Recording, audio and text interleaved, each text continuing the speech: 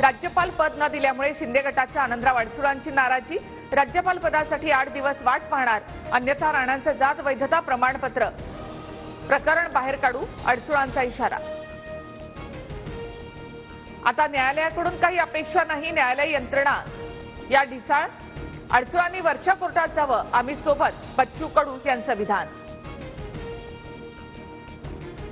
लाडकी बहीण योजना महाराष्ट्रामध्ये टिकणार, अशक्य गोष्ट शक्य करणं हीच माझी ओळख। विरोधकांच्या टीकेला अजित पवार यांचं उत्तर।